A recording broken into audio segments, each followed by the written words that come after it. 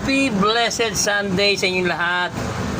Welcome back to the Great Joyce menu page, kung saan ulam ang bida. Yan. Our lunch for today, healthy food tayo ngayon. Ampalaya con karne. Tama ba, Joyce?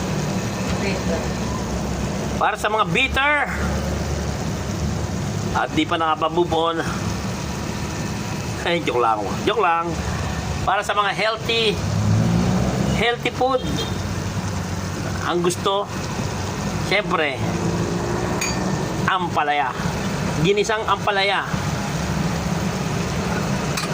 na sobrang tamis. Matamis yan, walang pait yan. Dahil lang ampalaya